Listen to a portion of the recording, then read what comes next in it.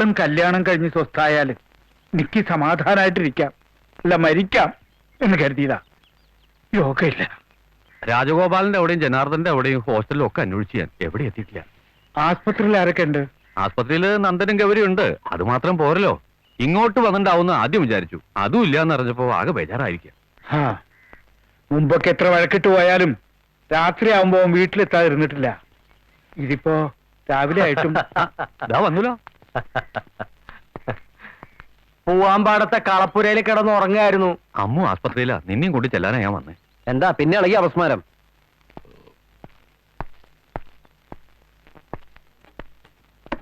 നീയാ ശേഖരനേര് പറഞ്ഞത് കേട്ടില്ലേ?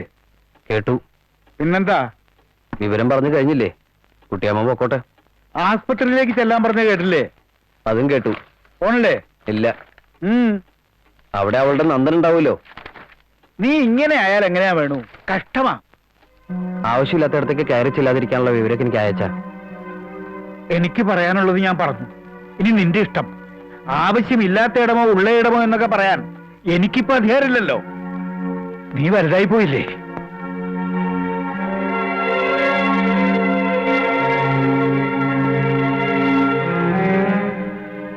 അമ്മ ആശുപത്രിയിലാണെന്ന് കേട്ടിട്ടും എന്താ പോവാഞ്ഞേ? ആശുപത്രിയിലാകാൻ കാരണം ഞാനല്ല. ചിലപ്പോ ആണെങ്കിലോ? ഉപദേശിക്കാനുള്ള യോഗ്യതയോ അർഹതയൊന്നും എനിക്കില്ല. ഒരു കാര്യം പറയണം തോന്നുന്നു. ഭാര്യമാര് തെറ്റ് ചെയ്യുമ്പോ ഗുണദോഷിക്കാം, ശിക്ഷിക്കുകയും ചെയ്യാം. പക്ഷേ ഉത്തരവാദിത്തത്തിൽ നിന്നും മാറരുത്. ആ കുട്ടി ഒരു തെറ്റും ചെയ്തിട്ടില്ല. അത് നിനക്ക് എങ്ങനെ അറിയാം? അറിയില്ല. അതന്നെ ഞാൻ ആദ്യം പറഞ്ഞത്, അറിവില്ലാത്തോളാ ഞാനെന്ന്. എന്നാലും ഒരു പരിചയക്കാരി മാത്രമാണെന്ന് വെച്ചാലും ആശുപത്രി കിടക്കണമെന്ന് കേട്ടാ ഒന്ന് പോയി കാണില്ലേ? വെറുതെ എങ്കിലും. നോക്കാൻ അവിടെ ആളുകളുണ്ട് ഇഷ്ടം പോലെ. അവരൊന്നും ഈ ആളാവില്ലല്ലോ. ഈ ആൾക്ക് ഈ ആള് തന്നെ വേണ്ടേ?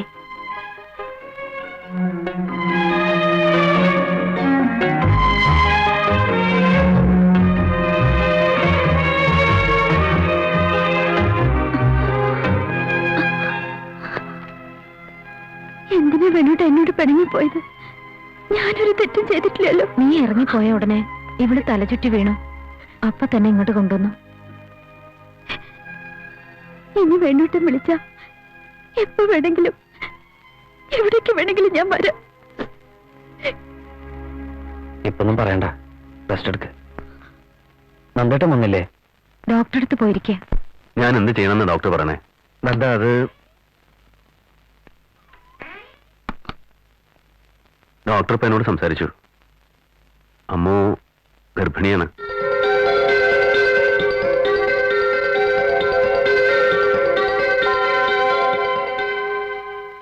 പക്ഷേ ഇപ്പോഴത്തെ അവസ്ഥയിൽ ഞാൻ ഈ പ്രഗ്നൻസി അഡ്വൈസ് ചെയ്യില്ല. ഫിസിക്കലി വീക്കാണ് ആ കുട്ടി. പിന്നെ മെഡിക്കേഷൻ MTP ആണ് ഞാൻ റെക്കമെൻഡ് ചെയ്യുക. You mean abortion? യെസ്. അമ്മുന്റെ ആരോഗ്യത്തിന് അത് പ്രശ്നമാവുമെങ്കിൽ അതാ നല്ലതെന്ന് എനിക്ക് തോന്നുന്നേ. നീ എന്ത് പറയുന്നു?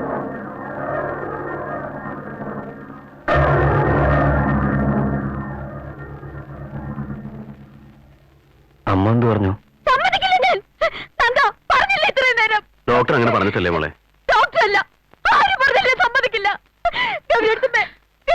അറിയില്ലേ 4 പെണ്ണ് 3 ആണ് ഉണ്ടാവുന്ന കഴിഞ്ഞിട്ടൊക്കെ പറഞ്ഞത്. ഡോക്ടർ പറയുമ്പോ എന്താ അമ്മ ചെയ്യാ? ഡോക്ടർ പറഞ്ഞിട്ടല്ല, എനിക്കറിയാം. നിങ്ങൾക്ക് കുട്ടികളുണ്ടാകാൻ അസൂയ. നിനക്കെന്താ അമ്മു പറഞ്ഞാ മനസ്സിലാവാത്തത്? പറഞ്ഞ മനസ്സിലൊക്കെ ഉണ്ട്. വേണ്ടൂട്ട, സമ്മതിക്കരുത്. നമ്മുടെ കുഞ്ഞിനെ കൊല്ലാൻ സമ്മതിക്കരുത്.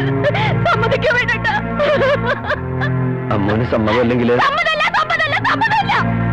അങ്ങനെയെന്ന് വെച്ചാ എന്താ വേണു നീ വിവരക്കേട് പറയണേ? അവളുടെ ഹെൽത്തിന്റെ കാര്യല്ലേ? നിനക്ക് കുഴപ്പമൊന്നുണ്ടാവുന്ന വെച്ചിട്ടല്ല അമ്മ. എന്റെ കുഞ്ഞിനെ കൊന്നാലോ? എനിക്കെന്തായാലും പറ്റ. എന്റെ കുഞ്ഞിനെ കൊല്ലരുത്.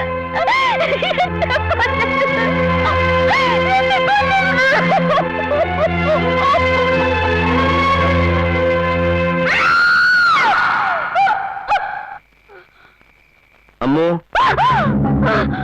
അമ്മു, അമ്മു, എന്താണ്? അമ്മു, ഇത് ഞാനാ. അമ്മു, എന്താ അമ്മു? എന്താ വേണു? അമ്മു, അമ്മു, അമ്മു ഞാനാ നന്ദന, ഞങ്ങളൊന്നും ചെയ്യില്ല നിന്നെ. അമ്മു ഹോസ്പിറ്റലിൽ കൊണ്ടുപോകണ്ട, എന്നെ കൊല്ലാനാ, എന്നെ കൊല്ലാനാ, എനിക്കറിയാം. ഉണ്ടായതാവും വീണ്ടും അറ്റാക്ക്. ഗുളിക കണ്ടിന്യൂ ചെയ്യൂ. ഈ കണ്ടീഷനിൽ നമ്മൾ എന്താ ചെയ്യാ?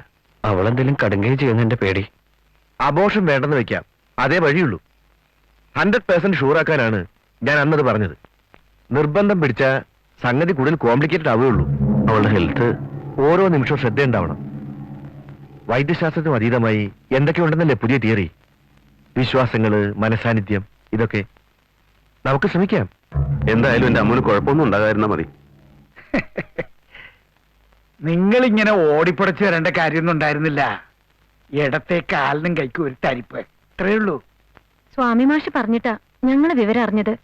അച്ഛൻ ആരെങ്കിലും പറഞ്ഞു കേൾക്കായിരുന്നില്ലേ? എന്തിനാ? അതിനും വേണ്ടി ഒന്നും ഉണ്ടായിട്ടില്ലല്ലോ. രാധ വരലുണ്ട്, അതുകൊണ്ട് ഇവിടെ ഒന്നിനും ഒരു ബുദ്ധിമുട്ടുമില്ല. മരുന്നൊക്കെ പരമേശ്വരൻ ഡോക്ടറെ കൊണ്ടുവന്നു, കുറെ ഗുളികളൊക്കെ കഴിക്കുന്നുണ്ട്. അട്ടെ, അമ്മൂന് എങ്ങനെയുണ്ട്? കുഴപ്പമൊന്നുമില്ല, പിന്നെ അസുഖമൊന്നും ഉണ്ടായിട്ടില്ല. ഈശ്വരാധീനം കൊണ്ട് അവക്കൊന്നും ഉണ്ടാവില്ല. ധൈര്യമായിട്ടിരുന്നോളൂ. വിരുന്നുകാരൊക്കെ ഉണ്ടല്ലോ.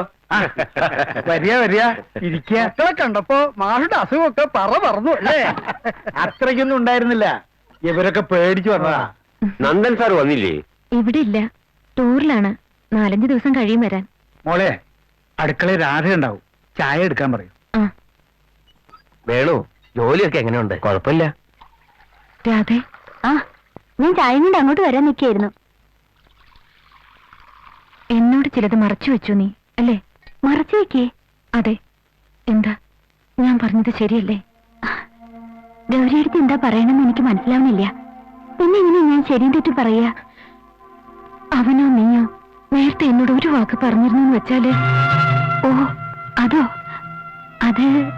അത് വേണിയിട്ട് എന്തോ തെറ്റിദ്ധരിച്ചതാ. പഴയ ഒരു കാര്യം, ചെറിയൊരു കാര്യം, അതൊക്കെ എന്തിനാ നമ്മളിപ്പോ കൊത്തിത്തെറിഞ്ഞെടുക്കണേ? മോളെ, കുറെ കാലം കൂടിയിട്ട് ഇന്നാ എല്ലാരും ഒന്ന് ഒത്തുകൂടിയിരിക്കണം. ഇതൊന്ന് ആഘോഷിക്കണം. എന്നാ മാഷൊരു ശ്ലോകം അങ്ങോട്ട് തുടങ്ങുക. അത് വേണ്ട, രാധ ചൊല്ലട്ടെ. ചില കീർത്തനങ്ങൾ ഇവള് ചൊല്ലുന്നത് ഈയിടെ പിന്നെയും കേട്ടു ഞാൻ. അസലായിട്ട് ചൊല്ലും. എന്നാ അങ്ങനെ ആവട്ടെ. ഇപ്പൊ ഒന്നും വേണ്ട. അത് പറ്റില്ല, വേണുവിനും ഗൗരിക്കും മടങ്ങേണ്ടതാ. ഈ കുട്ടികൾക്കൊക്കെ എന്താ പറ്റിയത്? വലുതാവുമ്പോ സംഗീതവും സന്തോഷവും ഒക്കെ ഇവരെ വിട്ടുപോവുകയാണ്.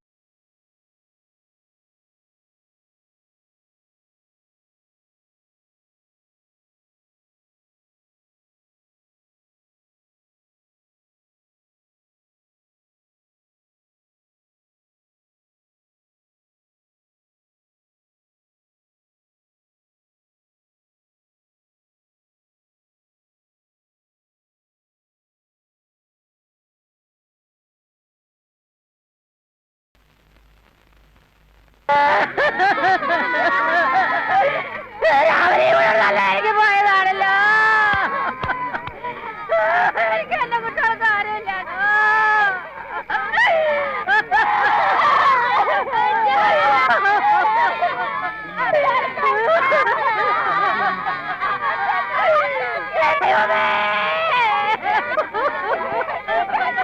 ഭഗവതി വിളിച്ച പോലെയാ.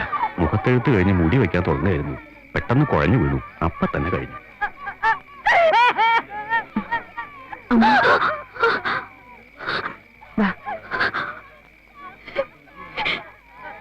ബാക്കി കാര്യങ്ങൾക്കുള്ള ഏർപ്പെടുന്ന ചെയ്തോളൂ. ചിരിക്കൊന്നും വേണ്ട. അമ്മക്കുട്ടിയുടെ ഭർത്താവിനെയും ഞാൻ കൊണ്ടുപോകും. ഭഗവതി കൽപ്പിച്ചതാ എന്നോട്.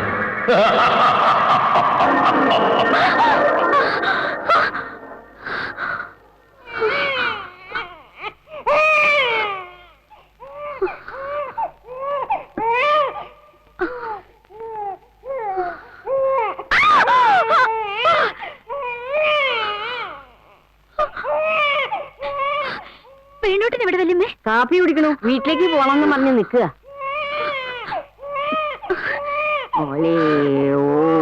പെണ്ണൂട്ടി പുറത്തേക്ക് പോരുത്, പോകരുതെന്ന് പറഞ്ഞ് കേട്ടില്ലേ? എന്റെ പുന്നാരം കേട്ടിരുന്നാലേ അച്ഛനെ സുഖലാന്ന് പറഞ്ഞ് ഫോൺ വന്നിരുന്നു തുടങ്ങ. പോകരുത് പെണ്ണൂട്ട. ഞാൻ പരമനെ കണ്ടു. പെണ്ണൂട്ടിന് ആപത്ത് വരുമെന്ന് പരമ സ്വപ്നത്തിൽ വന്ന് പറഞ്ഞു.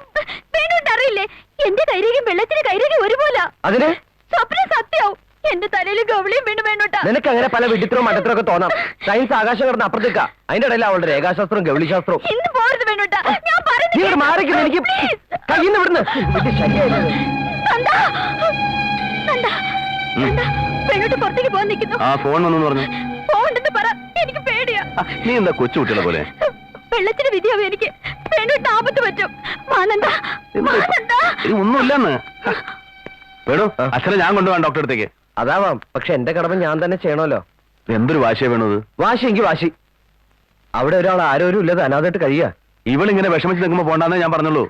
ഞാൻ പറഞ്ഞില്ല ഇവളോട് വിഷമിക്കാനൊന്നും. എന്നല്ല, അമ്മ ഇപ്പൊ ഒരു ഷോക്കിൽ നിന്ന് റിലീവ് ആയിട്ടേ ഉള്ളൂ. അതുകൊണ്ടാ പറഞ്ഞത് പോണ്ടെന്ന്. അല്ല, ഞാനൊന്ന് ചോദിച്ചോട്ടെ, ഈ ഞാൻ ആരാ? ആരാ നന്ദട്ടാ? ഇവളുടെ ഭർത്താവാകും നിങ്ങളുടെ വളർത്തുമൃഗോ? തോന്നുമ്പോ കെട്ടിടാനും തോന്നുമ്പോ അഴിച്ചുവിടാനും. ഞാൻ പറയുന്ന ഒന്ന് കേസ്. ഇന്നത്തേക്ക് ഒരു ദിവസം നീ ഇവിടെ നിൽക്ക്. ഇവളുടെ അന്ധവിശ്വാസങ്ങൾക്ക് കൂട്ടു നിൽക്കാൻ അല്ലേ? നന്ദേട്ടൻ ഇത്രയും പഠിപ്പും വിവരമുള്ള ആളല്ലേ? എന്നിട്ട് എന്താ ഇങ്ങനെ? ഇത് അന്ധവിശ്വാസത്തിന്റെ കാര്യമല്ല വേണു, അമ്മൂന്റെ മനസമാധാനത്തിന്റെ കാര്യ. അന്ധവിശ്വാസങ്ങൾ മാറുമ്പോ മനസ്സമാനം തനിയുണ്ടാവും. അതൊരു ഷോക്കോടെ ആണെങ്കിൽ അങ്ങനെ ആവട്ടെ. എനിക്ക് ചില കടമകളൊക്കെ ഉണ്ട്. അത് മറന്ന ഞാനല്ല. പോയില്ലേ നന്ദ? ഞാൻ പറഞ്ഞൊക്കെ സത്യവും. ഗൗരിയടുത്തമ്മയുടെ കാര്യം ഞാൻ പറഞ്ഞ സത്യമില്ലേ? ഞങ്ങളുടെ കുഞ്ഞിന്റെ കാര്യം പറഞ്ഞത് സത്യമില്ലേ? ഒക്കെ സത്യവും നന്ദ, ഒക്കെ സത്യവും. എനിക്ക് പേടിയാവുന്നു. രാധ വെറുതെ പരിഭ്രമിച്ച് വിളിച്ചതാ. രാവിലെ എണീറ്റപ്പോ ഒരു നേരിയ തലച്ചുറ്റൽ. വേണു വന്നപ്പോഴേക്ക് അതങ്ങ് മാറുകയും ചെയ്തു. അടുത്ത ആഴ്ച ഏതായാലും ഡോക്ടറെ കാണണം. അപ്പൊ മതി എന്ന് പറഞ്ഞിട്ട് കേൾക്കാതെ പോയിരിക്കുക ഡോക്ടറെ കാണാൻ. കെഞ്ചി പറഞ്ഞതാ ഞാൻ അവനോട്. ഇവിടെ ഒന്ന് ഞാൻ അന്വേഷിച്ചോളാന്നും പറഞ്ഞു. എന്നിട്ട് ഒരു വാശി പോലെ. ഇന്നത്തേക്ക് ഒരു ദിവസം അവനോട് നിൽക്കായിരുന്നു. നന്ദൻ പറയുന്നത് എനിക്ക് മനസ്സിലാവും, പക്ഷെ അവനത് മനസ്സിലായിക്കൊള്ളണമെന്നില്ലല്ലോ. ഒന്നാമത് ചെറുപ്പം, രണ്ടാമത് കുറച്ച് അഭിമാനിയും. അച്ഛൻ അവനൊന്ന് പറഞ്ഞു മനസ്സിലാക്ക്. കഴിഞ്ഞ 10-18 വർഷമായിട്ട് എന്റെ ജീവിതം എന്ന് വെച്ചാൽ അമ്മ മാത്ര. ഈ കണക്കിന് പോയാ അവളെ വല്ല മെന്റൽ ഹോസ്പിറ്റലും. ആ വീട് ഏതായാലും അവർക്കുള്ളതാ. ഞാനാണെങ്കിൽ ഒരു അസൈൻമെന്റുമായിട്ട് ഡൽഹിക്ക് പോവുക.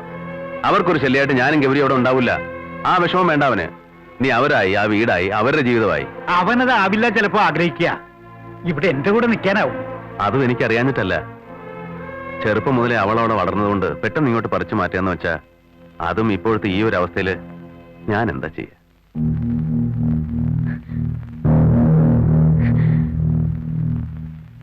ഒരു വഴിയേ ഉള്ളൂ.